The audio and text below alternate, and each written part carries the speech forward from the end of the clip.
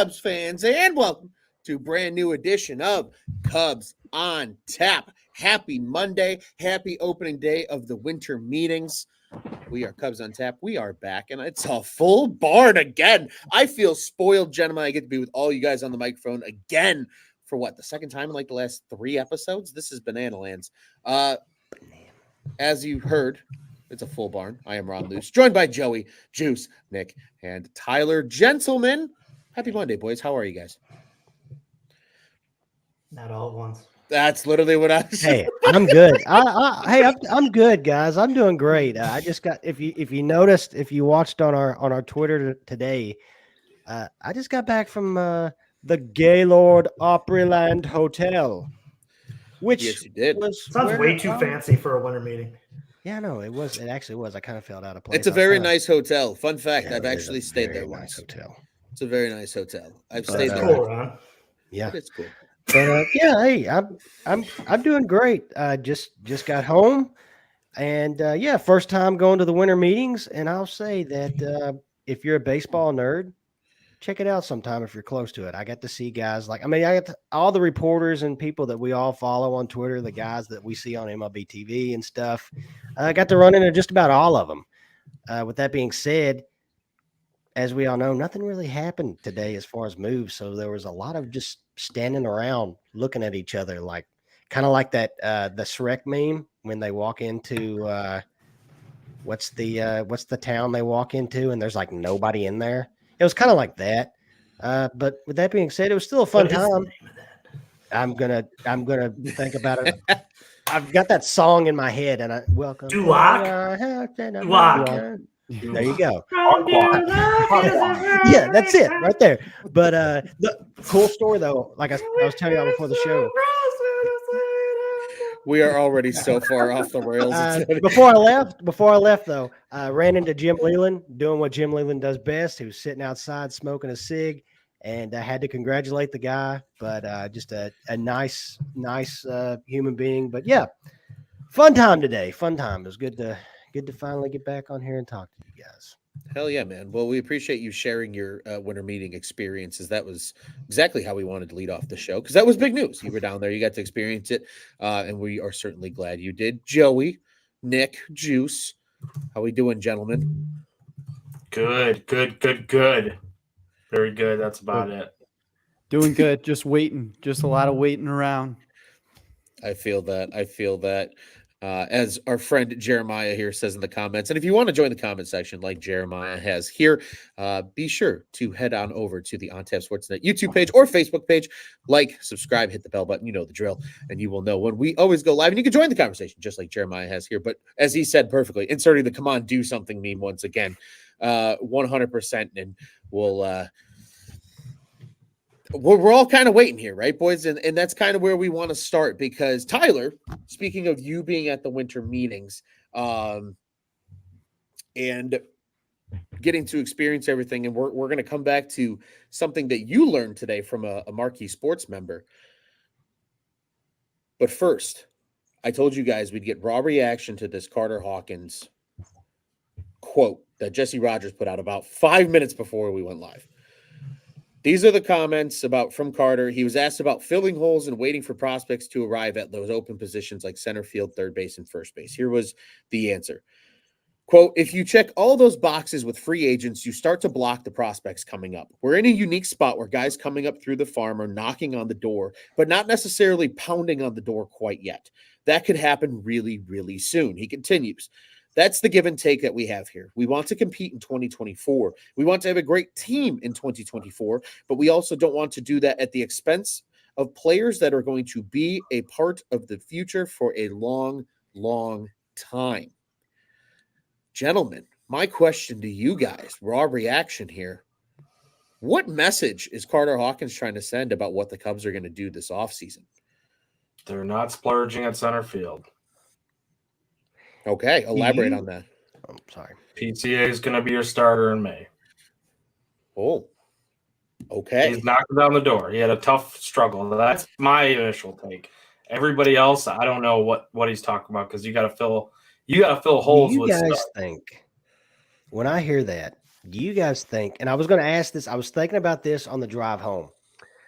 Okay, these past few seasons and yesterday, because he was here today at the winter meetings. The dude for the Brewers, I don't even know his name. Their number one prospect. What's his name? Oh, Jackson Chorio. Yeah, and he signs the big 80-year million or the $80 million contract. Hasn't played an inning of baseball yet. Do you guys think? And I had this thought today. Like, do you guys think that maybe they're planning something like that with one of these younger guys that really hasn't played? Kind of like what what happened with Corbin Carroll? What happened with they gave him that big fat contract really before he's done anything. They did it with this guy with the Brewers. Do you think this is something that like? Maybe this is one of their big offseason moves is maybe a guy like Alcantara or PCA. Let's throw a big fat contract at him young. It'd be interesting because I think that would be the first time a big market ever did anything like that. I mean, we've seen the White Sox do it, middle to smaller market. Well, the Rays have done it. Would you consider Atlanta as doing that as well, Juice, with what they've done, or do you think that's a little different? No, because I mean, if you're talking about Acuna's had success at the major league level prior to signing that. So I mean, I think that's just a bad business deal from his agent. And that's what was so funny. I was watching MLB Network, and they were like, one day Ronald Acuna is going to look at his contract and be like, this isn't enough. And I laughed my ass off. I said, yeah, it's already happened. That's easy. It already doesn't make enough money. Yeah. Yeah, do you think that's what he's trying to say, though? Is like, hey, don't be surprised if we give PCA a big extension this year. So, gentlemen, from that, if we're going down Tyler's path, and this will be my contribution to this question, what if they're going to do that with Matt Shaw? Matt Shaw would make probably the most sense, in my opinion, because maybe not now to the extension side of things. Or but do I they think do something like the guy that they're talking about knocking on a door too? Him and PCA, because they feel like the fastest, closest prospect. Okay, so continuing with that, is Cade Horton one of those players? Could be. Them but I don't too, think the Pistons are like that. Just to add on to that, I think Shaw's that candidate, Joey, because what you said about him being more of a polished hitter a long time ago, in his age too. I think he's an older prospect than anybody that's in that system because he played so long in college, if I'm not mistaken. Don't quote me on that. I'm confirming that for you now, just. But the age, I'm pretty sure that the age is a little higher than obviously your PCAs. He's actually 22, so he's only a year older than PCA. Interesting. Okay. But still older though, and PCA has been in the systems longer. So you're right. It's just hard to see a market like the Cubs. I don't know. It's just hard to see that. I mean, I can understand it with Arizona. What does Arizona, with Corbin Carroll? Because what did Arizona really have to lose? It's not like some big name free agent was going to sign there anyways. So, I get it, guys do, but I mean, I don't just seeing a market like Chicago do that. I feel like there's just so many other things they could do first. Yeah. Here's the thing, though, Tyler. I love what you're saying about that because I do think that it's different with big markets compared to small markets. But the reason why the small markets, in my opinion, are better than the big markets as far as organizationally and running the team is because they make those smart business decisions like that. So if you are a big market that makes a business decision that way, that maybe could benefit you later down the road because then now since you have all that money, now you can really open up the door and spend it as opposed to those teams need it more so just to remain competitive. And I think the Cubs, it's more opening up the door for like huge expenditures like a Shohei, for example, or somebody like that. Well, and guys, if we're being totally fair here, I think this kind of gets forgotten about because of the circumstance. Anthony Rizzo kind of did the same thing. If we really think about it, because he signed that 6-year deal after that half season he was up. He got called up in May, right? Of 2012. You're right. Yeah, of 2012. He signed immediately after, and at the time it was a nice number, but he quickly outplayed that contract when he became a 30-100 guy on a yearly basis. Yeah, they got Hendricks at a good deal too. Like, what if they did? So what if what if it is a guy like Shaw and they say, hey, look, we understand you're going to get better. But by the time you get better, we'll have money off the books. So you create his contract like you did Corbin Carroll's and like they did Chorio's, where you say, hey, we're going to only pay you $1 million next year. And then the year after that, maybe you make like 5 or 6 mil, and then it just gradually increases till by year 5, you're a $19 million, $20 million a year player. So you're still at a benefit, but you're getting a little more now on the front end. I really do think they think Matt Shaw is going to play third base every day this season. I'm becoming more and more sold on that the more and more I think about it, because he slashed. We'll put the 3 games of rookie ball aside where he went 500, 636, 1,000. 393, 425, 655 in 20 high A games in Juice's backyard in South Bend. 292, 329, 523 in 15 games with Tennessee. Christopher Morel came right from Double-A too. I'm less concerned, Ron, with, and those are all great numbers that you're reading off. I'm less concerned with the number production from any of these guys in the minors as I am with how they look. And he looks like he's close. Like, you can tell that there are flaws in a lot of these guys, even regardless of their numbers, right? Like, I don't know. Like, are you saying you think he's opening day third base? No, I don't think he's opening day third base. I think it's a Patrick Wisdom, Nick Madrigal platoon at third until Shaw's ready to come up.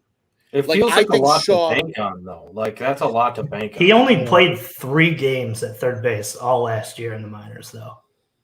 Are they going to do that?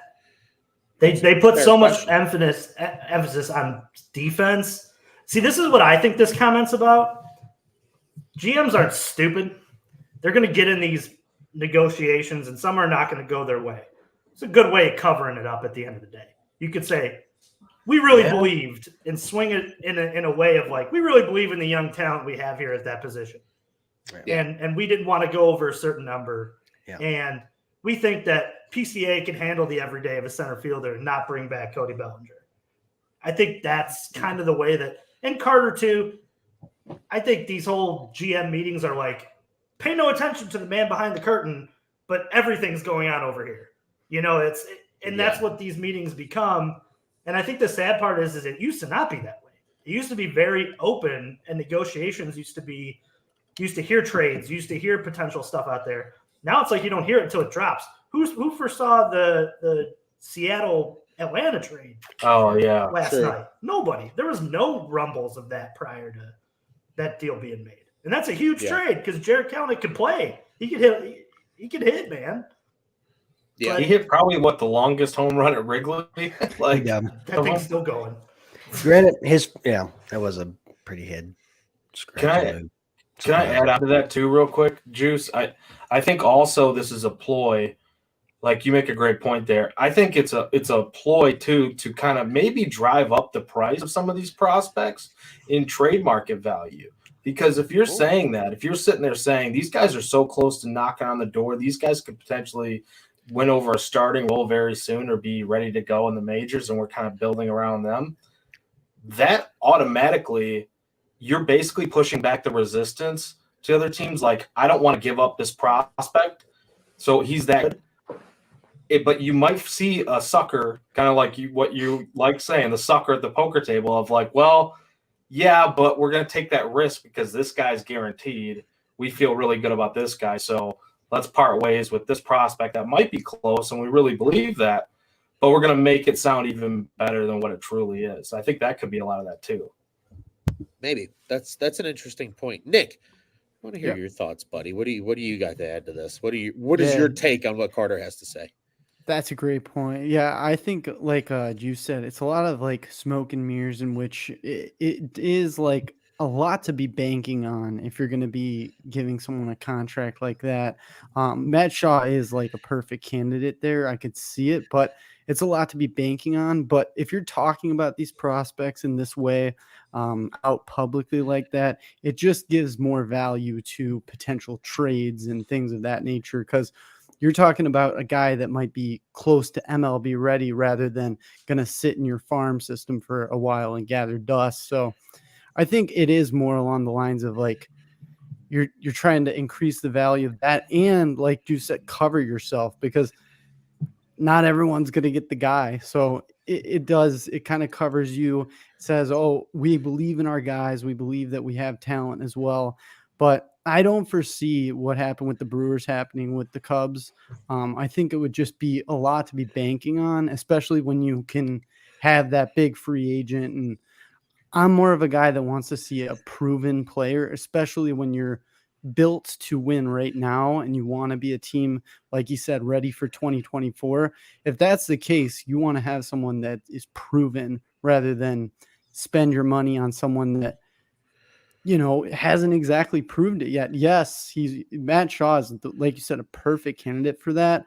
But do we want to be banking on that? And especially at third base, he hasn't played too much third base. We do value defense a lot. So there's a lot of other options. So I think it is a lot of just publicly inflating these guys' values, showing they're right there and we are ready to have them. And we're already a team that values those guys. So you should too.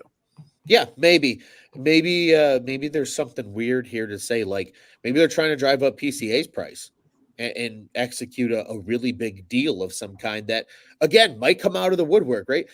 Juice, you said it perfectly, and I've been hammering this home, talking to my dad on a regular basis. I am convinced that they're going to make a trade that we all go, what? Where did that come from? Wasn't heard all offseason. Robert Murray's out here suggesting in reports that if anything Jed's doing, he keeps it very close to the vest. Like nobody knows about it when they're wheeling and dealing. They try to keep it really under wraps. And they've shown they can do that with the Craig Counsell edition, obviously. It was very much in a similar vein. A couple of interesting comments here as well. Scott from Iowa, Belly only comes back if he plays first. Chapman is in play. Only one starter getting signed. Maybe. I want nothing to do with Matt Chapman. Yeah, I don't either. Nothing to do. He was horrible. He was horrible. Another comment here from Jim Hillman. I got a bad feeling we could see a Morel trade and he goes somewhere else and is amazing. And actually, I like that point because I was thinking about this, and this is the last thing I'm going to ask before we actually get into our constructed show plan that we have for this evening and set of topics. What if Morel is that guy that they try to get early on a really favorable contract? Hit 26 homers in just over 100 games last year. If he's in the lineup on a daily basis, maybe he becomes a consistent, true thumper in this lineup. Maybe he doesn't hit for super high average, but he gives you the power and he gives you those big hits and clutch moments that, people remember. And he can play a little bit of defense, up the middle especially. And, he can DH and maybe he does play a little first. What if Christopher Morel's that guy? Third. Put him at freaking third. Well, I know. I want him at 32, but yeah, they're trying him everywhere but I don't know if they're going to do it. Which is so ridiculous. Why? What are we doing here? He fits at third. He can do it. Yeah. Let him play it. Let him get a feel for it. Let him play third. I could stomach that a lot. If they're gonna make that deal, yeah. He's the third baseman. Has to be. Do they consider Christopher Morel one of those young guys they don't want to block for third base potentially? Or do you think I'm really trying to stretch it too much? No, he's still young enough where you can consider that kind of. He plays too many positions where he's never blocked. Yeah. That's just my thing. Okay. And I also think that you don't really extend a guy early that's kind of positionless, quote unquote, right? Like, so I don't even know if that's really something that they do. But maybe, I mean, Bodie was extended. That's true. I think he's getting paid this year too, isn't he? Yeah, he's making like what, salary. $3 million? Yeah, $5 million. Just dingers in the minors. I just had it up here. Probably throwing crazy ass parties with young kids and stuff. Probably he's like he's effectively like a player coach at this point. Yeah, $5.5 million. He's Grandpa Rossi of the minors.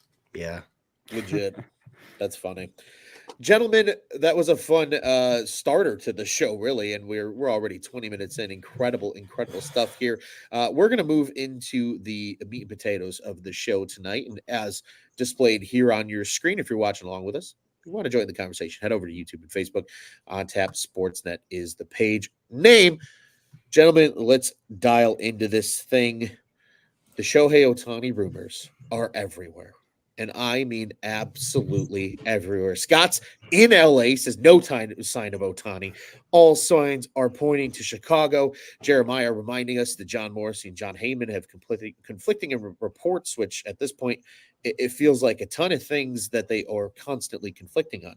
But there was also the report today, all of a sudden out of nowhere, that one player agent thinks Ohtani's going back to the Los Angeles Angels. And obviously, it's just one guy's probably opinion that because maybe he's hearing things, he's got some intel, or maybe he's just totally making shit up and giving his honest opinion.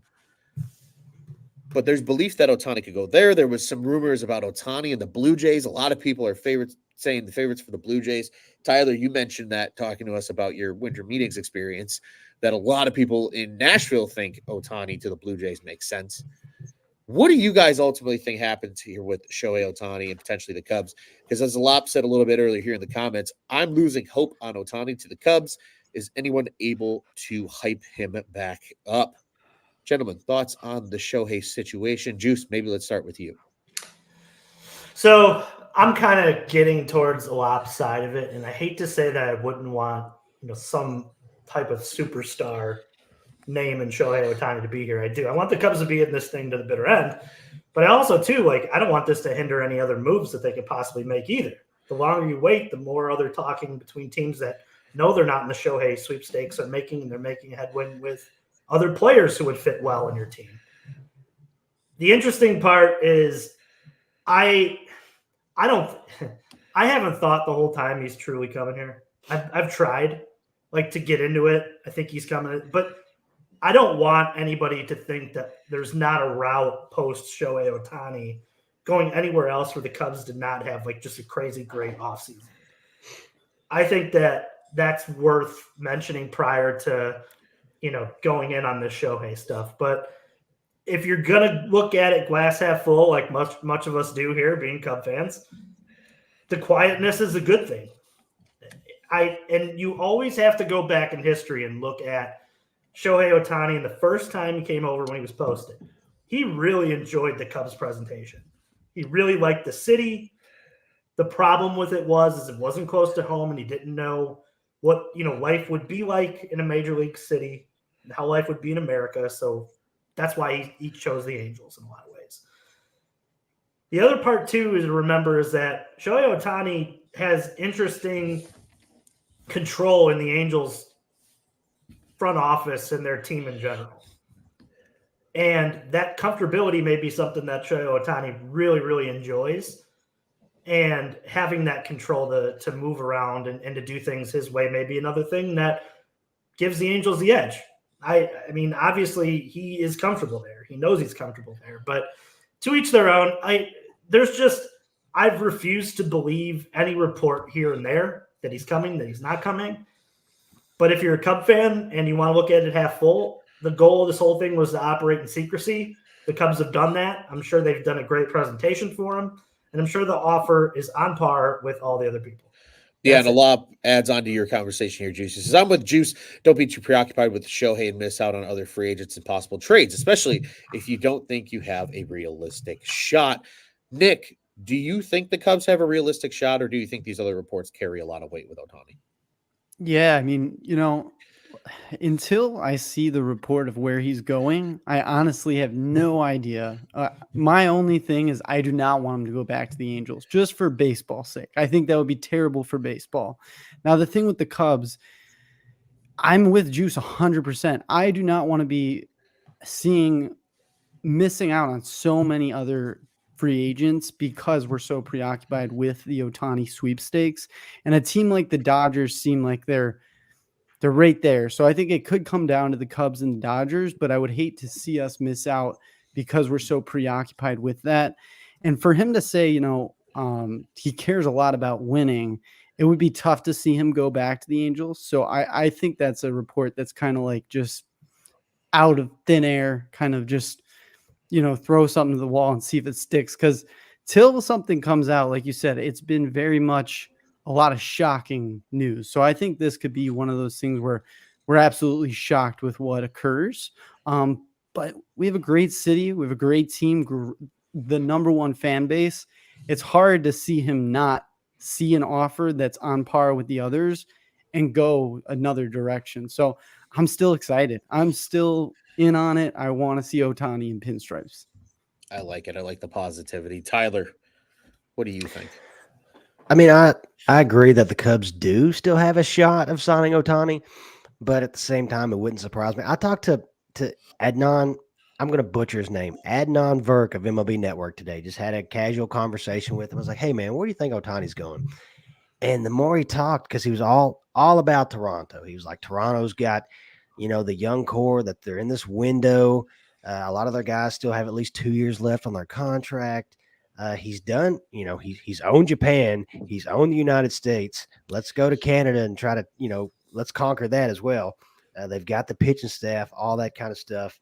And the more and more he talked, I'm like, God, all right, Toronto doesn't sound like a bad place.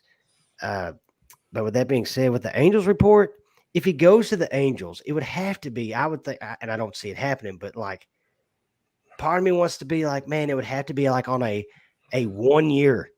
I'll give you 1 year with an option. And I'm not going to take the option, but I'll give you guys 1 year to figure your shit out.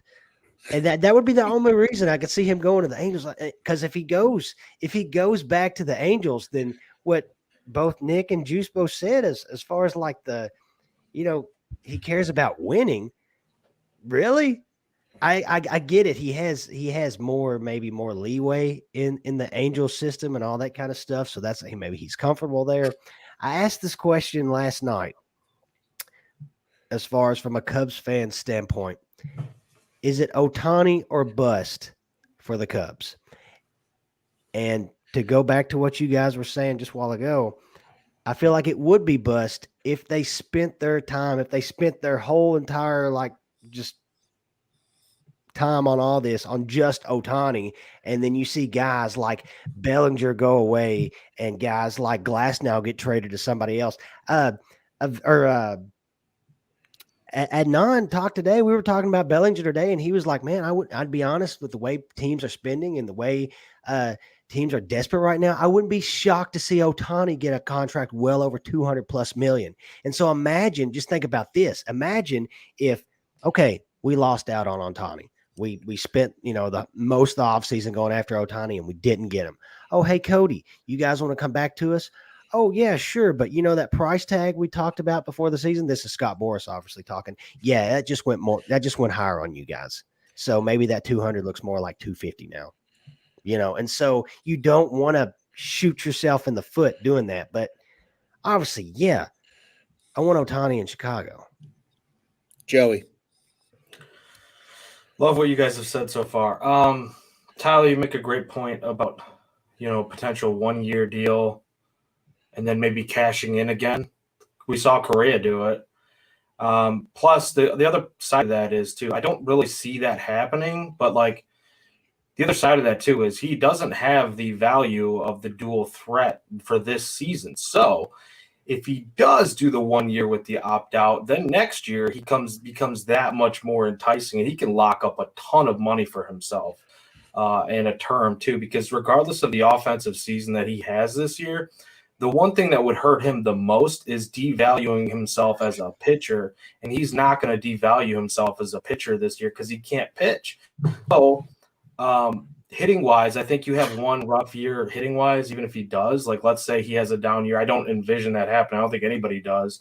But, let's just say that that's on the table because variance does exist. It's baseball. He has a down year. He's still going to get a shit ton of money in the offseason next year. So I wouldn't say that that's the craziest thing. Now, if the Angels can somehow convince him, it's going to take a lot of money. But if the Angels can somehow convince Shohei Ohtani that they're trying to win, then I've got a bag of sand that I can sell somebody. They have a bag of sand they can sell somebody in a desert because they're not going anywhere. So what Nick was saying, this team, it's just bad for baseball. I wouldn't mind seeing him in Toronto because I think those home playoff games, if they do make it, just electric. I think I was saying this in a chat text earlier with us. But the old Joey Bats days, bat flip days, stuff getting thrown out on the field, the Rangers, Jays games, all that electricity. I could see that. Going back to the Cubs, though, Yeah, I think there's a shot. I do think there's a shot. I haven't really I'm kind of the same way, though. I haven't fully bought in all offseason that they're really going to pull this off. And that's what really the only team that really has made a ton of moves so far, it's not even a ton of moves, it's DePoto and the Mariners and the Braves. And that kind of signals to me that those two teams are out on Ohtani. I know that's not really true because the Braves still have money. And, I don't see the Mariners spending that. They're dumping money, literally. The Braves, I don't really see them making that move. So we're starting to try to eliminate teams, right? You got to find cracks in this whole thing. I don't think the Angels are as enticing of a place to go. I think the Jays could make sense. To me, it's down to 4 teams. It's the Jays, it's the Dodgers, it's the Cubs, and it's the Giants. And the Giants are just kind of that random team that they're not quite ready to win yet, but somehow they find themselves there, and you can kind of build around pieces here and there, and they will just toss a bag at somebody. We've seen them trying to do it. Arson twice. Judge, I mean, Aaron Judge, but Arson Judge, John Heyman. We could see something like that. The Cubs, to me, they really are in it. It's a matter of and going back to the point of you don't want them to lose out on other players. I think right now everyone is waiting for that big Brinks truck to drop, the domino to drop. And it's Shohei. Every team out there, I think, has a plan B, a plan C, a plan D, regardless of what happens here with Shohei. And I think the Cubs are no different there. So I don't think they're going to lose out on their other targets. You might lose out on Bellinger, that's for sure. But we've talked about kind of the alternative routes that they could take. And I think you're just going to see some of those routes. 100%. A couple of comments here. Jim, a little bit earlier, saying, I feel like Ohtani wants to go to a playoff-ready team. It's going to come down to picking the team and that team cutting a deal with him. He's thinking Dodgers, hour from home, nonstop flights to Japan. Great team. Certainly a possibility, especially because the Angel reports, they said kind of the comfort within the Angels organization thing maybe being a reason that's a part of it. Alop says maybe that's a leverage move. And then Jim was once and again in agreement with you, Tyler, said, I could see him doing a 1 year too because he's not going to pitch. Gets a new contract after 1 year once he's healthy, if he's able to pitch again, but still up in the air. It's going to be interesting. And I agree. Can I build on that? Please do. So I want to go down that rabbit hole of him staying in Los Angeles and the unforeseen positives of it. I may butcher this name, but Neil Elatrache is the guy who did his surgery, and he's out of Los Angeles. So in terms of rehabbing and doing things around getting the UCL back, that's a positive. Staying within an area of where trainers that you've worked with in the past in season is something too that I think is worth, being comfortable about. And 2, the idea of double dipping into a 1 year deal at that point, or maybe a 2 year deal, or a short-term deal for Ohtani would maybe even be 3, and you build in some opt-outs, and maybe you do it. This is what scares me about the Dodgers, and I think this is why they're the favorite. They're sitting in the middle of where his surgery was done. They can offer a high AVV 3 year deal with opt-outs and say, you're going to have 3 chances to go at it and then cash in again on a team that is in the best in the National League. And you're going to have 1 season where you DH, you're going to have 1 season where you pitch, and then another season after that. And if any moment you want to get the hell out, we're fine with it because we know you can help us win right now and we're ready to do it. With every other team you've mentioned, there's questions on if they can win, including the Cubs. Yeah. No, that's a hell of a point. And I think that's an incredible point. I think overall in this whole situation, I too am losing hope on it being the Cubs. But now I'm kind of waiting, guys. I'm waiting because we want to see what's going to happen next. And guys, a name that quite a few of us mentioned while talking about Ohtani, there is some thought out there to a handful of these reporters saying, hey, Belly back to the Cubs might be a real thing. Don't lose hope. They're not tons of reports about it, but it has come up. Bruce Levine was one of them on Marquee Sports Network today. And so, guys, I want to ask you there, could we see a belly to the Cubs? Because as a Lop hinted at earlier, it says tinfoil hat time. Carter Hawkins spoke today, but nobody heard or saw Jed. That's true. They did. I did see something that said that only Carter would be in Nashville and not Jed. They said, is he working with his secret agent life to make a big splash? Maybe. Jed's probably hard on the phones right now. And I bet you Carter's doing some other stuff too, but that's probably lower level. Maybe Carter's the guy that keeps checking in with Belly. Hey, how's things going? Hey, good, man. We're just waiting to see what happens to Ohtani. Does Cody want to come back to Chicago? We'd love to have him. Yeah, he enjoyed his time there, but we got to find a number. Then, of course, you start hearing the reports, 12 years for Belly and, over 200 mil. And what does that mean? So, gentlemen, I ask you guys, just what is your quick analysis here with thoughts? Belly back to the Cubs? Does it happen? Is that even realistic, or is it all just hearsay? Oh, it's realistic for sure. I mean, Jed and Carter both said, like, at the end of the season, like, he knows how we feel about him. With that being said, like, it's almost like it's obvious. Hey, look, we would love to have you back, but obviously with the Shohei stuff right now, that's kind of getting in the way of that. But now maybe that's all, like, we've kind of seems like we've talked ourselves into, is not happening. Why not let him be target number one on our board right now? I mean, the guy hit 300 last year. I mean, it seems like almost a no-brainer that it's a realistic option. Yeah, completely agree. Nick, do you agree with that? That Belly back to the Cubbies isn't totally ludicrous? I agree. It's not totally ludicrous at all. And, he's a big cog in that machine last year. So to be losing him, it's kind of a big deal if you're not replacing him with another big talent. So it's a possibility. I think it's going to be very hard. I think Scott Boras, it's going to be complicated. And like you said, you miss out on Ohtani. I think that price goes up because they automatically know you need him even more. But he's a big cog to replace, especially with a lineup that is desperate for power. So yeah, I think it's realistic, but I don't know if it's going to happen. I'm a little nervous about it. Joey, an incredible thought here from Jim that I want to preface you with. Scott Boras is going to make this hell for the Cubs to sign Belly. Do you agree with that? Or do you think Belly tells him, no, Scott, let the Cubs play fair here. I really enjoyed my time at Wrigley.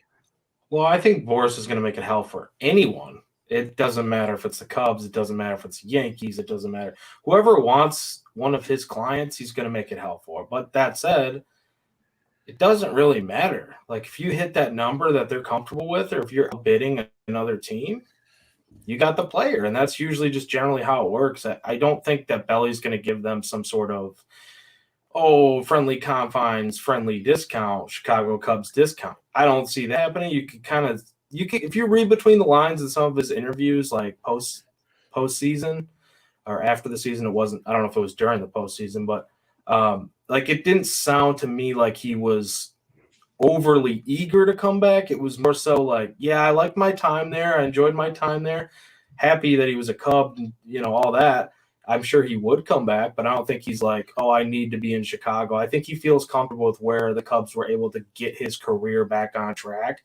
Sure. And now he's like, I can go anywhere and do that again and be MVP All-Star Belly. But to the question of like, do the Cubs is realistic? Yeah, it's realistic. I don't know. I was leaning on the side of just like a week ago, no, this isn't going to happen. Like, we're going for Shohei. We're going for other pieces. Now, with it being kind of the feeling, in my opinion, that the Cubs probably aren't going to get. And I know we're getting to holiday season. Kids are, going to start crying, and it's crush dream season right now. But now I'm kind of thinking we don't get Shohei. Belly could be a real option too. And I just don't know. I don't know what route they're thinking. I do think the trade market is still probably where I'm leaning to. I do still feel like there's some big trade pieces out there the Cubs are eyeing more so than even Ohtani to a certain extent. Yeah, and we're going to come back to that thought here with our next topic, but I want to get to old Juicy Boy over here. What do you think, buddy? I think it's important to remember that when we're talking about players and money, that the Cubs did not trade assets at the deadline last year. So the last thing they want to do is go backwards. So money is going to be spent this offseason. And when you're talking about $550 million to $600 million for one player, Cody Bellinger at 250, 215 looks like chump change. Remember when you go to you go to a place and you spend, $500, that $50 thing doesn't look as daunting when you pay for it anymore, right? Like that's so my thought is maybe the way that they frame this for Belly is we have this number. When this all settles, we're going to come to you. If you want to be here, you could be here at that number. If not, we don't necessarily need to have you here to have a successful season. Let's be honest here, guys. If they bring back Bellinger, if they somehow fill the hole at third base, get 2 relievers, and maybe the comment about the farm system and blocking is more in regards to the pitching, because all the guys that seem like they're knocking on the door, the Cubs could realistically look a lot like 2015 Cubs, where they're fun. They can, potential to win the division. And then next year, when another slew of names are open on the free agent market, because there's going to be, maybe the Cubs can dip and get that we're one player away. And there's nothing wrong with that. I think the comments, if you want to round it all together, everything you're hearing, nobody knows shit right now. And also when it comes to, Carter Hawkins and what he said today, there is going to be, and we've said it on the show, there is going to be one position that they don't solve this offseason, where we look at it and we're like, man, we're still seeing at-bats from Nick Madrigal. Oh, we're seeing some really brutal at-bats from PCA. That's going to happen. Or maybe it's Matt Mervis at first. That there is going to be a position that they can't solve. And by the deadline, you hope that maybe there's a team that is selling a piece that you can trade some of these, prospect capital that you've built to add and then make a run at it next year. And if you if you can't, and if you falter on your face, you can go out next offseason and maybe you get a Juan Soto, or maybe you get, a big name that's a free agent next year that's hitting the market. And that's how you kind of reset this whole thing. And year by year, it's a reevaluation of the holes that you're going to need to fill. And we got some holes to fill. We do have some holes to fill. I was told that today by Taylor McGregor. So take it for what it's worth. Taylor McGregor listens to Cubs on Tap, confirmed. Joining the list with our friend, Mr. Justin Steele. A couple of quick comments here, gentlemen. Jim saying again, with PC in the pipeline, he says Belly maybe is not a great fit for the Cubs. And a lot with a fun comment here. He said, Bob Nightingale on MLB Network. I don't think he's going to Chicago. If the jinx is real, then welcome to Chicago, Mr. That would be absolutely incredible. Guys, I'm there with you. I think the Belly wanting to be in Chicago thing is real. But maybe. Like, it really, I don't think it's ever gone. I mean, you didn't really hear a whole lot. I'm just getting used to the fact now that the Cubs, you just don't hear a lot with the Cubs. Jed, as somebody said on one of the beat reporters said, he keeps everything very close to the cards. Robert Murray said that. Keeps it really close to the vest. Maybe that's what's happening. But gentlemen, speaking of things being close to the vest, a topic that doesn't feel very close to the vest here with the Chicago Cubs lately is not only the idea that they're going to trade for a pitcher, but that it's going to be Tyler Glasnow. And I would like, again, to make it known on this show for maybe those that are new listeners here. I beat the drum for Marcus Stroman, and Marcus Stroman got to Chicago. I've been beating the drum for Shohei Ohtani all offseason. I'm doing my best, damn it. But I've been beating the drum for Tyler Glasnow for like 2 seasons now. Like, let's go get this guy. And sure as shit, the Cubs are reportedly a favorite. Bruce Levine is sold that it's done before the winter meetings are over this week. What is your guys' instant analysis on the Glasnow thing? I know we've talked about it a little bit over the last few shows that all 5 of us were on because he was a name that I wanted them to go get. It's been in the rumor mill. But we were talking a little bit tonight, I think, finally, about what a realistic package feels like based on some thoughts and ideas. Firing around the horn, boys. Nick, let's start with you. What does it get done this week? And if it does, what's your package? Give me some names. Sure, yeah. I don't know if it gets done this week. You'd love to have them. It's going to take a little bit. I think that I've heard a few names go around. I have heard Wisniewski. I think that's, he could. I think if you give Wisniewski over to the Rays, he's just going to be automatically disgusting, just a weapon for them. Probably. And then you compare him with a guy like Killian.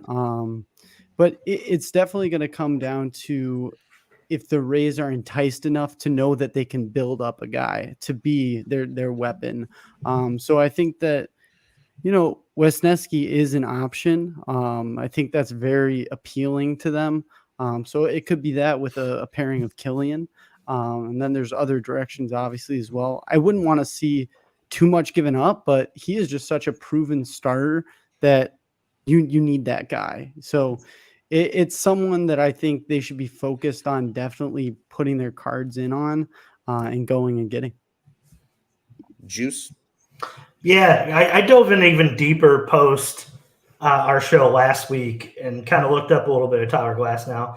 And remember at the beginning of the year when I was talking about, our wants and stuff like that in terms of, our Thanksgiving thankful and episode, I said that I wanted more pitchers that whiffed more batters. And if you look at Tyler Glasnow, he's in the 97th percentile in K rate.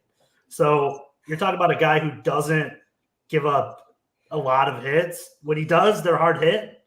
Which is, it happens. But if you're going to strike out people at the 97th percentile, you can wiggle your way out of some jams. You can find yourself, in a jam and get out of it. And two, I think the thing that would maybe make his ERA and his effectiveness even better is the fact that the Cubs are so strong defensively that if the ball is put in play, there's more likely of a chance that the Cubs are making the play because they led, all of baseball in terms of defensive run save last year. So there's a lot of good things to love about Tyler Glasnow. I'm curious about the package. The Rays don't seem like a team that gets gypped on these, especially for a guy who is doing the 20s worth of pitch or his AVV for his contract. So yeah, I'll be interested to see what the deal is. And I know they're not the only one, who are going in on Tyler Glasnow. Pitching is always a commodity that's needed. So it seems like the Cubs are going to have to pay probably a lot more than we imagined to get this guy. But if you can, sign him to a longer term deal post, bring him in and he's healthy and he's, the K rate that I just gave you. Yeah, this is what this staff needs. It needs more diversity and guys like Justin Steele as of last year who were able to strike some guys out. And you add another guy like that to the rotation. It's a different look. It keeps guys off of the other guys too. So I'm for it. Well said. I like it. Joey? Harold Ramirez for Tyler Glasnow. No, they already have him, but that scares you, right? Like that's a trade that definitely went against the Cubs. If we can get Miles Mastroboni to waive his no trade clause, I think that's really well. Sending Jose Cuas to find the bodies. Yep. That's what we need, man. I like Glasnow. I do. I really like him a lot. I listening to some of the podcasts too. He was on oh God. What's the Chris Rose rotation? Chris Rose rotation. Thank you. Yeah, he's got a good personality. Seems like a real down to earth dude. He's just a pitcher too when he's healthy. That's the thing that scares me though. If we go back an episode or two ago, we were on the mic. I wanted Aaron Nola because Aaron Nola gives you Aaron Nola innings. Tyler Glasnow might not give you the innings, and as quality as they are, that's where the depth is really going to come into play here with the Cubs. You could lose Glasnow for an entire season, or you could just lose him for a couple months maybe. You don't know how long if you lose him at all, but if he's healthy, he's one of the best pitchers in the game, and there's no question about it. But I I don't know if I love the risk. I will say, though, if you make a trade Glass now, you're paying basically pennies on the dollar prospect-wise. I don't think you're going to have to give up what everyone kind of some people are projecting because he's only on a year left of the deal. So not to say I think Nick's proposal there is actually a pretty decent proposal. I just don't know. And I think he's actually, if he stays healthy, dude, $25 million a year for a Tyler Glass now is cheap in this economy. Like, let's be honest. Like you're paying $2 for a gallon of gas compared to what you're paying nowadays if he's Tyler Glass now healthy for a full season. So I really do. I don't mind it. I don't know. I'm kind of up in the air. I'll be honest. That's fair. That's fair. Tyler? I've got to agree with Joey. Of course, yeah, adding a guy like Tyler Glass now with the arm, he's got the look. I mean, hell, he's got the hair. He's got it all as far as like the physical attributes. But yeah, you look at that Baseball Reference, and last year in his age 29 season, through the most innings he's ever thrown in his career, and that was just 120, made 21 starts. Other than that, the most starts he's ever made in a season so far is 14 starts. Yeah, when he's on, he's on. It's just, I wouldn't want to give up much for him. But with that being said, like I know we talked about it before the show. I believe someone mentioned Keegan Thompson. That would be fine. Or even like you guys said, Wes Nesky, or either way, I mean, we all know what the Rays are going to do. The Rays are going to Ray, and they can take Master Boner or whoever, and they'll probably turn him into a freaking MVP candidate or whatever. But with that being said, yeah, there's a lot of risk that goes with Tyler Glass now, especially to toward the end of the season. But for the vast majority of the year, he was another innings guy as well. So I wouldn't mind it. I just, at that cost, at that $25 million, let's say he only makes 11 starts, then that $25 million, yeah, at first may seem cheap, but then it's like, golly, we just spent $25 million on this guy. And it's like, so yeah, like I wouldn't hate it. And just as long as we didn't give up too much for him. I've got a little bit of something to say. This is for Mr. Brian Lefevre. He loves moments like this. Tyler Glasnow, gentlemen, I want to read you his numbers really quick. I know he only threw 120 innings last year. It's the most ever in his career. 21 starts. That's a career high as well. The next closest was 14, as Tyler mentioned. 3.53 ERA and a tough AL East 10-7 record. 120 innings, gentlemen. He only walked 37 guys. That's a decent number. We like that number. He K'd 162. He's nasty. And maybe the Cubs see something where they like something they can tweak. They can throw him in the pitch lab, and maybe you keep him healthy. Now, all of a sudden, Tyler Glasnow at 25 mil for 1 year is wild. And then you have a 30-year-old pitcher that you can give a 5, maybe 6-year deal to at good pitcher money, but you get to keep him in house. And he's a guy that, again, Tyler, you mentioned, or Joey, pardon me, you mentioned, right? People, he's awesome. I've listened to him on a bunch of different podcasts. He's hysterical. I love Tyler Glasnow. Have for a while. That's why I've been banging the drum as hard as I've been for the last few years. But this is a trade, gentlemen, that I would propose with the Tampa Bay Rays. And I say that because this trade does not just include Tyler Glasnow. The Cubs are going to give up 5 prospects to the Tampa Bay Rays. Oh, those 5 prospects, we'll call them prospects because they haven't pitched a whole lot. But Keegan Thompson, Hayden Wesneski, and Caleb Killian are a part of this deal. In addition, the Cubs throw in Matt Mervis and Brennan Davis for Tyler Glasnow and 3 years of control Yandy Diaz to play first base and hit moonshots out of Wrigley Field. Jake Bunowski loves Yandy with me. We are Yandy boys. He would look incredible. $8 million for Yandy Diaz in 2024, 10 in 2025, and then it's a club option for 12 mil the following year for a guy that's got the slug that you want. And if you can get that as a trade from Tampa, maybe you do have to throw in a prospect a little higher than a Killian. Maybe it is, somebody you're flirting with that's closer to the top 10. Maybe it's a Michael Arias. Maybe it's somebody of that nature. But you could give up a pretty decent prospect package of guys that the Rays love to tinker with and do things with. Say, here, go play with your new toys. We'll fill a huge hole at first base. Oh, and we'll get an ace that we think can sit behind Justin Steele and give us two horses at the top of our lineup, lefty-righty. Steele is your ace, number one man at opening day when we're there. Well, no, they won't be there. He'll pitch in Texas, but neither here nor there. And then you have your cornerstone first baseman that cost hell of a lot cheaper than Pete Alonso, hell of a lot cheaper than Rhys Hoskins. He's on a team-friendly deal, and he's going to hit bombs, as Scott says, rigging the heart out. This is a trade deal I think that helps both sides.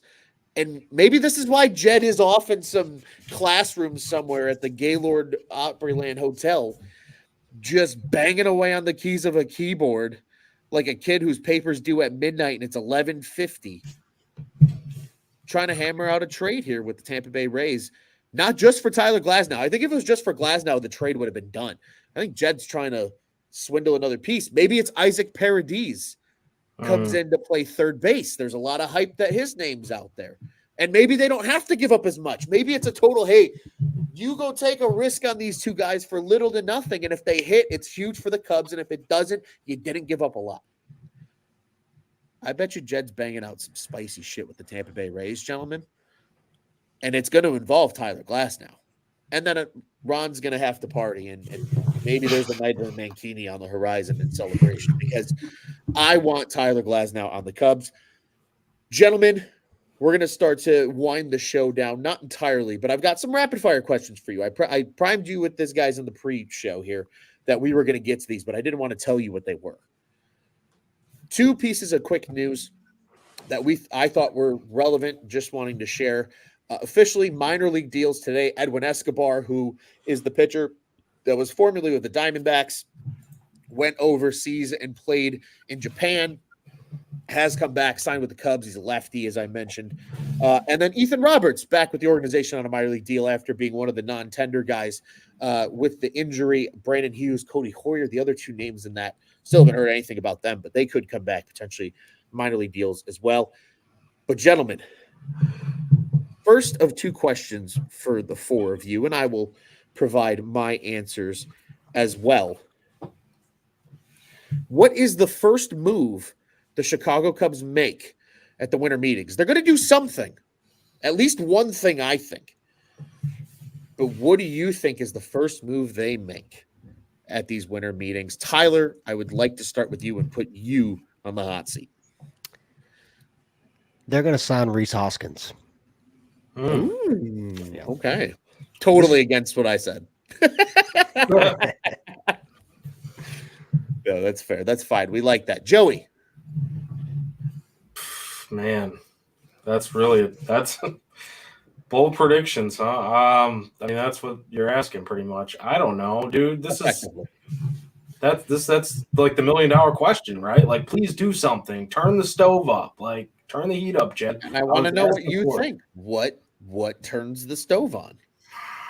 Well, it's going to be a very minor move. I'll say that. I think the very first move that the Cubs make is going to be some bullshit reliever that people are like. I mean, it'll be a good reliever. I think it'll actually be like a reliever that'll be over.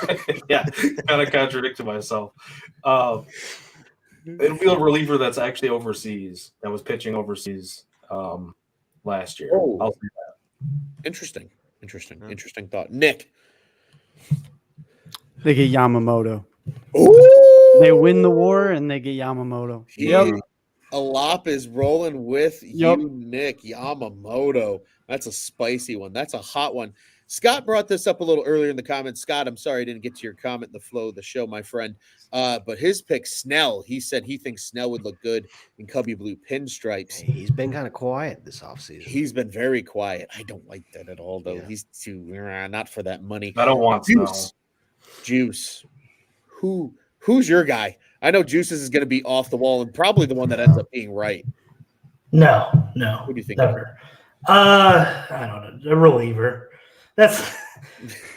Is it your boy Robert? Yeah, Stevenson? it's your boy. There's a Do good they chance trade that it's for him? that. I mean, I've been hamping for that to get done like every day, but I haven't seen it, so I don't know. But I mean, yeah, Joey's right. I think it's going to be some bullshit reliever that is maybe depth, or I don't know. It's these winter meetings, man. Like, let's say Shohei Ohtani gets done like Thursday or Friday. It's still going to take the weekend until they negotiate deals for the other guys. So I just don't see the timeline fitting right for, a big name to be. But it'll be somebody who the Cubs are in on like right now. Like they're negotiating right now. And we may wake up tomorrow to like, hey, they got this guy and he's decent depth and maybe he's a pitch lab candidate. That's probably what I think will be, most likely. I think the first move the Cubs make is a trade. And I think it's a small trade. So I'm kind of in agreement with a few of you on that level. I don't think it's going to be anything massive because I think you all bring up great points. Everybody's kind of waiting in formation. I would be appalled if it was Yamamoto. And I don't think that's a bad guess. I just personally think, again, I'm a firm believer that there are going to be 2 trades made, maybe 3 by the Cubs this offseason that are just going to be like, where did that come from? Even if they're smaller trades, I think there's one big trade in the works somewhere. But then maybe there's like 2 smaller trades that are strategic, right? Those Jake Arrieta-esque trades that the Cubs were good with and it helped them win a World Series. Maybe they do something like that in the first couple days and just get things going, right? Oh, okay. Somebody to focus on, somebody to think about where they fit in. It's going to be good. And a lot best. Are we in late news territory now that the winter meetings are on? We are, but like it's not on the West Coast. Last year was San Diego. So last year we were primed for it just because of the time difference. This year it's in Nashville, Central Time Zone.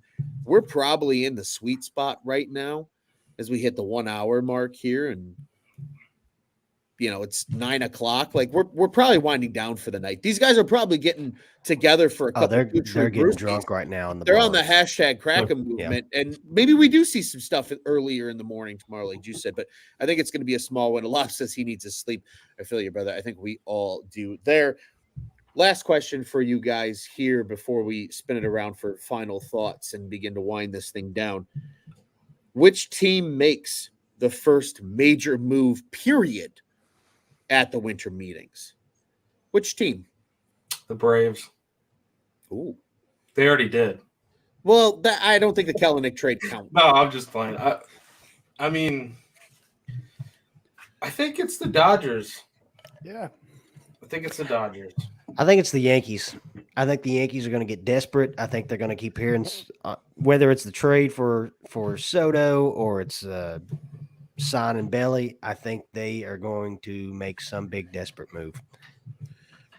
I like that. Go off the beaten path. Seattle. Mm. They've cleared a lot of cap. They did. I noticed that too, Juice. I'll save my thoughts because I want to get to Nick, but I'll answer that then too. Yeah, I got thoughts on that too. We'll get to that, I guess. Nick, quickly to yours, and then we'll open it up for discussion. I'm with Joey. I think Dodgers. Okay. But I want to go back to the Seattle thing really quick. I noticed that today, Juice, too. I was a numbers nerd. I dove in. I should probably answer this question before I really get too far into this thing. I think because of that's funny. I like that a lot. He says White Sox trading Dylan Cease. Maybe. So on that front, back to the Cubs. I agree with that. No, I think Dylan Cease is going to be a Baltimore Oriole. The fit's there. So I think they're the first team to make it. They're getting Jackson Holiday. Whoa. No way. That would be bananas. I would be pissed at the Orioles if they made that trade. Yeah, I don't think they get Jackson Holiday. I think the Orioles system is still strong enough where they can deal a big prospect, but not having to give up their top dogs. I don't understand if you're going to make a trade like that and you're the White Sox, so just group all your guys with any type of value. And if you're going to raid the Orioles system, you might as well rate it. Find a way to raid it. Try to get throw Moncada in there, throw Eloy in there, throw Lubob in there if you really feel like you're not going to be good for a while. But the White Sox are going to be some middling bullshit for a while. That's exactly what they're going to do. Yeah, but I could easily see them trading a guy like Heston Kjerstad. I think that's a guy that could be a piece, maybe. I think Baltimore. Yeah, I really do. But back to the Seattle thing really quick, Juice, because I was a numbers nerd today and I was diving through and I was like, I saw the report come out after the trade about, Gonzalez isn't being kept by the Braves. He's going to get flipped somewhere else. That was just take the money off the books for the time being. In Seattle, they moved a lot of money. Like, I didn't realize how much money. Initially, I was like, okay, they moved, Kelenic, I know, was making a little bit of cash, but like, I didn't realize how much money it was. Gonzalez was a lot of money. Even White was a good chunk of money, and he's going to escalate too. That was a pretty. That kind of did prime, in my opinion, Seattle to take a swing. And I saw one single report today mention Bellinger in the Seattle Mariner conversation. But I don't know where do you put J-Rod and right then, and Belly plays center? How does that work? You would put Belly and right. Why don't they just trade for Juan Soto? That's what I was going to say. Maybe they're making some space for Juan Soto. They're not against those weird trades. Obviously, we saw it this year, but we saw it last year too with was it Teoscar Hernandez to the Diamondbacks? Eugenio. They also got Eugenio back in the day, and what's his face from the Reds? Winker. It was the Blue Jays trade. They traded with the Blue Jays. Was it Teoscar? Yeah, Teoscar Hernandez. Yeah. Okay. Yeah. But no, dude. So my thoughts on this are who the fuck knows, honestly. But I think that they're going. I think they're just going cheap. I think they're cheap franchise and just dumping money. I mean, they got called out on that before, didn't they? They got caught. Did they not?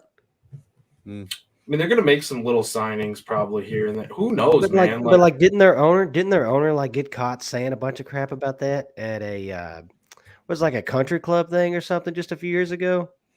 And it was something. Yeah, they were like, yeah, he basically got caught with his pants down, basically talking about like the whole saving money and everything like that. And like, so to your case, Joey, would not. Yeah, they've got it. Like, it's a running joke now. They call him something, some type of and somebody here that's listening probably sitting there yelling like it's this, but yeah, like he got caught, like basically talking about all that and how like, oh yeah, like just saving money and cutting whatever, and like, yeah, it was. There it goes. If they're going cheap, Jed should call and look at Ty France then. Yeah, they're looking at look at the pitching, man. Like, they're not going to be able to pay all these dudes once they're. I don't understand it from teams like this, though. Like, I get so mad about stuff like this when you're a team like the Mariners and you have prospects that are primed, still young in their contracts too, and you're ready to win. Like, the Mariners are kind of setting themselves up to be in a position to win, and they've been that under the radar team that, like, even last year, I loved them going into the season last year, and they looked good. Like, there were times throughout the season where they looked bad, but then they got on a run, they played good baseball, and they're just young guys finding it. But you're absolutely right, Juice. If they are selling off the farm over there, I'm making calls every day, checking on them every day. If you guys are the Cubs, would you call on Logan Gilbert? Yes, I love Logan Gilbert. I'd call on Luis Castillo. Would you? Why not? I just wanted. I'd call on Ichiro Suzuki. Get him over here as a coach. Give him an Ohtani pitch. And he just Ichiro just pitched against a high school girls baseball team. Did you? Dude, he throws like 89. It's insane. He was. I think, and quote me if I'm wrong. He threw the fastest first pitch fastest first pitch ever. Wouldn't surprise me. It's insane.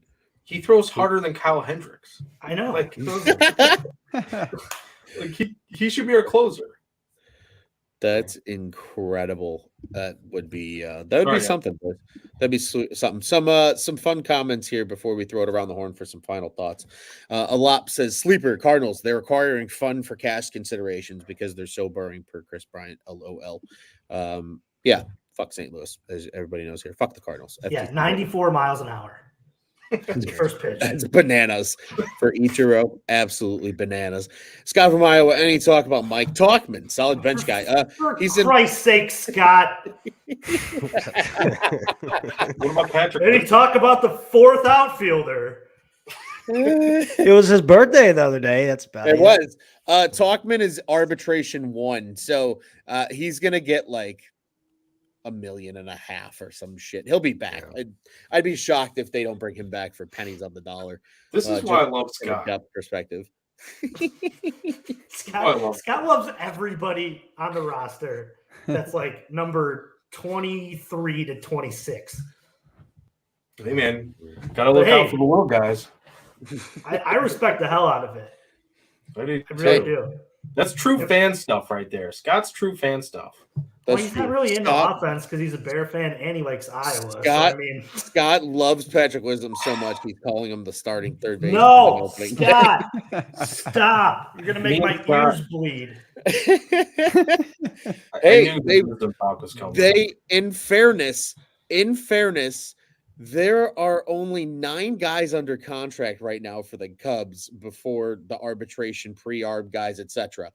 Dansby Swanson, Ian Happ, Seiya Suzuki, Jamison Tyone, Kyle Hendricks, Nico Horner, Drew Smiley, Jan Gomes, and Patrick Wisdom, because for 2.725 they avoided arbitration.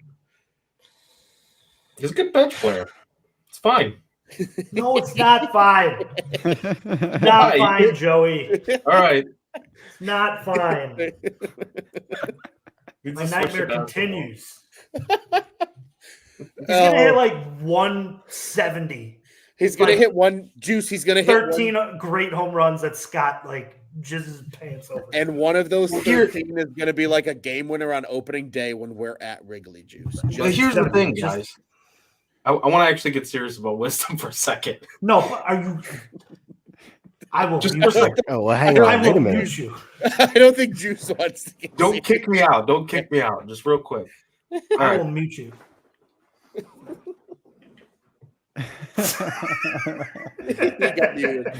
No, I'm just kidding. Go ahead, Joey. Scott, I'm looking out for you, Scott. I'm looking out. Whatever you have to say it to his face. He was on pace for a ton of home runs last year. I don't want him playing every day. That's all. Scott. What? How drunk are you in LA? Same player. Scott says Wisdom is the same player as Polar Bear. What? Yeah, AAA. Oh, he's so good in AAA. He's an all-star down there. Oh my God.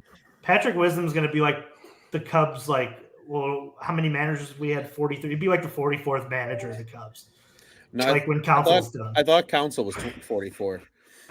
And then 45. I don't know. POTUS. I think the Cubs are on pace with the presidency of the United States. Are they? Number. Yeah, I think they are actually. Cubby facts, baby. I think so. Gentlemen, we're getting a little off the tracks here. Scott says home runs to strikeouts. We're way off, guys. 61 managers. Wow. We are way off then. Oh well. Anyway. With the last like 140. What? The length? We were like on here for like an hour and 40 minutes, I feel like last time. All right, go ahead. Sorry, go ahead. Joey's all off the topic as well. I want to give you guys each an opportunity for a final thought before we head out. We're going to fire it around the horn. Joey, you're first. Final thought before we get out of here. Cubs are going to own the offseason, baby. They're not going to own the headlines because whoever gets Joey Ohtani is going to own the headlines. I don't think that's going to happen. Sorry, children of all ages getting your dreams crushed on Christmas Day. It's not going to take that long. But they're going to own the headlines in the fact that they are going to make the most moves and most impactful moves, I think, that's going to make this team the favorite for the NL Central. I dig it indeed. Juice, what do you got? No, I'm just going to give my thoughts to Tyler because I feel like we didn't talk too much about his experience at the winter meetings. True. Well, I will say this about the MLB winter meetings. They could make it a little more fan friendly, like make it more fan experience ish. Because to be honest, I would have bought a ticket today. The only technical ticket that I bought was the $35 in parking I paid, and that's just because I didn't want to walk across in the mall parking lot because it was cold as balls this morning. But yeah, with that being said, just don't let the spectacle of Shohei Ohtani possibly coming to your team, our team, get in the way of the Cubs still being able to have a good offseason. And whether or not that's during the winter meetings, or hell, maybe it's when we're all cracking beers at the Cubs convention on night 2, and we're all lit as you know what. And I've got like 5 cigars in my back pocket ready to light up for all of us. Maybe it's then, who knows? But in the words of Juice and what Taylor McGregor said today, we've got a lot of holes to fill. I felt like when you were doing that, you were like doing the bit of like the Ballad of Ricky Bobby. I'm in the front row with Leonard Skinner, and I'm hammered drunk. Well, it could be like that, Juice. It could be like that come January. Oh my goodness. Nick, final thought. Yeah, I feel like it was the calm before the storm. It was really quiet today, but it's going to be a fun time. I'm excited just to see all the baseball news that comes out of these meetings, and I hope it does pick up and the floodgates open because it'll just be fun. Absolutely. I'm right there with you. Juice, you still get a final thought, buddy. We need to hear from you. Can Travis Etienne score another touchdown? Because for some reason, Jamar Chase had to have a 74-yard touchdown today, and now I'm losing by 4. So he needs to score another touchdown. Yeah, touchdown dependent. That's my final thoughts. Also, Shohei Ohtani, pick a freaking team already, dude. Like, you had all year to think about it. I mean, just get it over with. You're holding up other people's lives. It's really selfish. Juice wants things just to start happening. Scott's final thought: Juice has a stroke when Wisdom is named the third base starter. Put that evil on me, Scott. Oh, gentlemen, for you guys, I have one final thought. As my tagline here says on the live stream: "Silent Night, Ohtani sign," because I'm right with Juice. Like, please just sign already. Today was so slow. Nothing happened. We all wanted Shohei Ohtani, and we got Wade Miley going back to the Brewers. Like, that was today. Ooh. That was it. Nothing happened. It was so slow. I'm hoping the boys are out on the town and the ladies are out on the town in the front offices, and everybody's talking to each other. And somebody's like, "Hey, you want to make a trade?" And it's like, "Yeah." And they're like, "Awesome." And then they're like hanging out, just crushing shots and participating in the hashtag Kraken movement. And everybody's just like, "Yeah, let's make that trade." Like, could you imagine some like 2 GMs just getting crushed at the hotel bar? And all of a sudden they're like laughing as they go walking into like the official MLB office where they can do all the trades while they're there. They're like, "Hey, that to you. We want to do a trade." And they'll be like, "You guys should not do that right now." They'll be like, "Yeah, we should do that." No. I got it. Yeah, that's what we need right now because it was too damn quiet today. We need something to happen. And Tyler, as Taylor McGregor told you when you were there today, you said you got to chat with her for a moment. She thinks everybody's waiting on Ohtani. So Silent Night, Ohtani sign, please. All right. It's the newest Christmas song from the Cubs on Tap gang. You can find it wherever you find your favorite music. It's going to be an absolute banger. Please do something. I'm begging. I'm like, I need it like I need air at this point. I just need something to happen. GM Ron needs to start having the gears shake off all the rust for baseball offseason. I'm ready for it to happen. Gentlemen, before we get out here, Jay Bunker says Ohtani is a diva. He wants all the attention. Everything's about Ohtani. It kind of is, unfortunately. They don't talk about you enough on freaking Sports Center every 5th day that they're doing baseball tonight. It's like, come on, dude, just sign a contract already. Selfish. What's all the attention?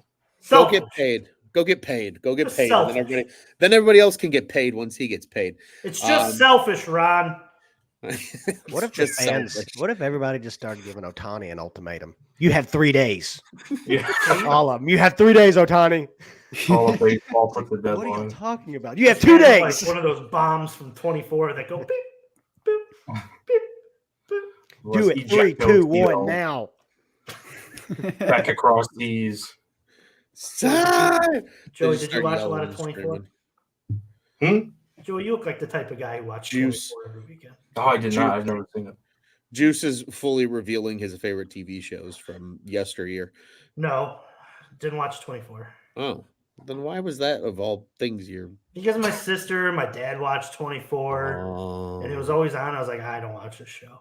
That's They're fair. like, this is so good. I'm like, nah, I'm good. So Now I'm gonna look it up because I don't even know what the hell it is, to be honest with you. that's Joey's homework assignment. He needs to Yeah. go find out what the show 24 He also is. has to review Lethal Weapon. Yeah. Oh, We shoot. got to get on Yeah. that. Lethal Dude, Weapon. excellent thread, by the way, Tyler. Holy shit. I You will. know- I will live. that was I will live review White Christmas Okay. this year. Yeah. I just. If you want to listen to Ron Luce try to pretend to sing like a, an old school, singer, that's what it's going to be. And it's going to be incredible. Joey That's is the, a that'll be Survivor, big the fan. Cubs on Tap Christmas special. I don't for sure. know. The Cubs on Tap Christmas special. Yes, it's going to be epic. Live. I will Live say though, in your guilty living rooms. pleasure though, Scott. Me and Kayla watch the challenge every single week, or record it and watch it. Oh, we got to go all the way around here. Just a little guilty pleasure show. So, Ready, go. Who's that? Love is Blind. Love is blind. Uber. That's a big shout out to my girlfriend Katie, because that's like our show that we watch together. We're not big TV watchers, neither one of us are. The only reason I watch TV typically is sports. It's Cubs, Blackhawks, it's Bears. So you can find me on all of those. You can find Juice over there. Bets like Joey is.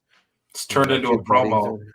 Love it. Yeah, it has turned into a promo. But yeah, Love is Blind. Yeah, but we wait purposely. Like, we avoid everything on social media. We wait for the full season to come out on Netflix, and then we just binge it over like 2 days. It's fun. Tyler. I tell you what, kind of a hole in the wall show that maybe didn't get all the attention that it should have. Heels. Huh. Heels. My wife even watched it, and Wait, what is it, Tyler? it's called Heels. It's a wrestling show. Hills Oh, or Heels. Heel. Okay. Heels. But yeah, it's a pretty good show. It is a pretty good show. Nick. Scott thinks that Tyler is a fan of the Senior Bachelor. You know, I couldn't really get into the Bachelors. Couldn't get lot into any of agreed. them. He likes Gold. the I thought it way was he Golden thinks Bachelor. It's the Golden Bachelor. It is the That's Golden that's really the How- only one that I would call a guilty pleasure because I really just watch adult cartoons and sports. That's literally old it. does But he- when my how old does girlfriend he has on think the I Golden am? Bachelor, You watched Golden Bachelor? yeah. If she has it on in the background, that's the only guilty pleasure show. Otherwise, it's adult cartoons and sports exclusively. That's really all. I don't watch any TV, like just adult cartoons and sports. So I mine is guess I got the Evolved. guilty That's a pleasure vibe part thing. wrong because I'm not guilty about that show that I watched. Love her back. You're like, I loved it. I love that show. And I'd I'm tell guilty anybody. about the Golden Bachelor. I guess I'll jump here's- on the train with Luce as far as Love is Blind because I like. Yeah. Oh, here's the thing though. I don't like it. I like yelling at the TV. Yes. I like yelling That's at my the favorite part. characters. It's my That's favorite, my favorite part. part. And My my favorite wife. part is commenting along with. Yes, my It's wife in- hates it because she'll just be like, "Shut up." Oh, I'm really? like, well, Dude, I did you do not it. see this? You know, I take the entire show opportunity. My entire goal the entire time. A lot of people they watch is the Cubs on Tap podcast. We are a reality show at this Bullshit, a point. lap. I call bullshit. His favorite character development on this show. Nice, we like that. But with Love is Blind, dude, like I will comment the whole time, and my whole goal is to like purposely distract my girlfriend and make her laugh the entire time. That's why I do it. I sit there just little one-liners. I'm like, they'll like some girl will do something, and I'm like, I put the disgusted like pop culture hat on, and I go, What a bitch. Yeah. Just out of nowhere, just to try to spark that little like, what the hell? That's the entire goal of me watching it. It's great. Juice, we need to hear yours. So mine's evolved. When I was younger, it's evolved. No, like it's the show's not called Evolved. It's literally evolved. Yeah. Okay. So I was like, I've never heard of that TV show, Juice. Is it good? So when I was in like college, it was always Jersey Shore. Like I never missed. I love Thursday. And I even now, man, it's so bad right now. I still watch it. I'll pop in every now and then. You know, the girlfriend's got, Gilmore Girls and, One Tree Hill and things like that. But all time, like guilty pleasure, not a show, anything involving Taylor Swift. Huge Swiftie. Like I paid money to go see the show. I believe that. I put the shirts on. We went to go see the movie. Yeah. What shirt did you wear? What shirt did you wear? So I did. Most of the people were like, Karma is my boyfriend shirt while they're there. Mm-hmm. No, I had the Barstool Scooter. All you're ever gonna be is mean, and then it had like Scooter Braun on it and Kim Kardashian, but I'll wear it for the next show. How's that? I'll wear it for the next show. But we went in there. We went to the show in Chicago. Spent an arm and a leg on tickets, and then probably another arm and a leg on merchandise. We went to the movie, and we're in the process of trying to find tickets in Indianapolis for next year in September. And there's no amount of money that I won't pay to go see Taylor Swift live. Yeah, huge Swiftie. I love that. Hell yeah. That's freaking incredible. Dude, she's incredible. Like, I don't even, like Tyler said about heels there, or hills, I don't know, however you want to interpret it. It was heels. She's incredible. She does like 5 costume changes, does like 40 songs in a row. She's incredible. That's bananas. That's absolutely bananas. Scott says Juice trying to bump the subs with the hashtag Swifties. Hey, we can tag Taylor Swift in this now. Post show had Taylor Swift in it. Yeah. Also, I think we should make this a thing.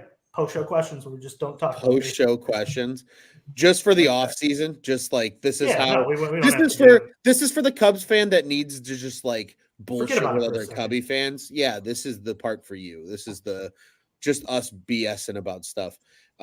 Scott from Iowa Netflix Squid Games challenge is. Oh, we've been watching that. It's on my phone. That's a good one. Alop says that Joey guy really has some potential. Scott only watches Cubs on Tap for the Joey mispronunciations. Hey, Jersey Shore said it right. Adamantly. Yeah, they said bocce ball. They said bocce right. No, they didn't. Joey claims he knows nothing, but you can tell he knows something. He does know something. Joey always knows something. If you're basing your bocce ball pronunciation on Jersey Shore, I was saying they'd say it wrong. I meant they'd say it wrong. Do you say meatball too with the big all? Wrong. Or do you say the cabs are here? The cabs are here. It was the Ubers here. What? Do you beat that beat up? I don't even know all these quotes that you guys are throwing. Go watch Jersey Shore, Joey. That's your. The cabs are here. I've seen that. Okay, the cabs are here. I will say another show too. Southern Charm. We've been watching a little bit, and I'm the same way. Where I basically all I do is I try to talk throughout people's stuff, and then Kayla's like, "You can't talk during the show." Like the same thing. You can't do it. It's not allowed. Boys, we are really far off the beaten path here, and we have hit the 90-minute mark. So with that in mind, gentlemen, I want to remind everybody before we get out of here that Cubs on Tap is one of 2 official Cubs podcasts here at the On Tap Sports Network. Check out our friends over at the Dingers podcast at Dinger Cubs on the socials. Check us out as well at Cubbies on Tap, CUBBIES on the socials.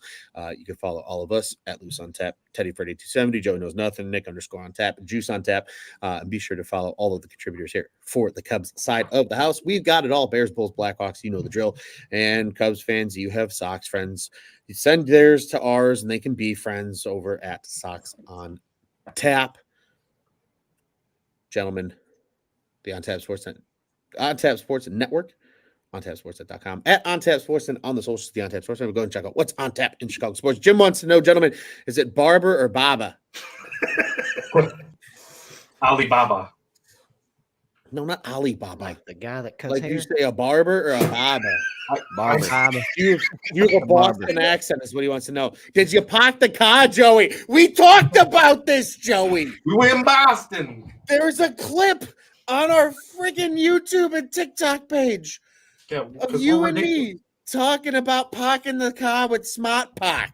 Smart Park, that's right. Smart Park. Great I commercial. can't wait to see you guys in a month. It's going to be incredible. So, folks, that is actually an incredible wrap-up thought.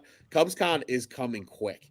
It's literally we're just under a month away, right? About to 5 be a weeks month. ish. About to be a month. It's coming fast. It's going to be a great weekend. We're going to be there all day Friday, all day Saturday, and then we're going to depart on Sunday. Tons of content. It's going to be an absolute shit show because as this podcast, along with all the other shows that all 5 of us are on, it's a gong show when all 5 of us get together and do some stupid shit.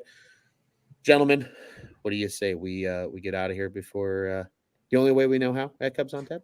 As Taylor Swift says, 1, 2, 3, let's go, bitch. I thought she said, fuck the Cardinals. I thought so too. I also thought she said, let's go Cubbies. The crazy part is I might not actually find a spot to park my car at CubsCon. No, We closed this episode out, Joe. Didn't you hear?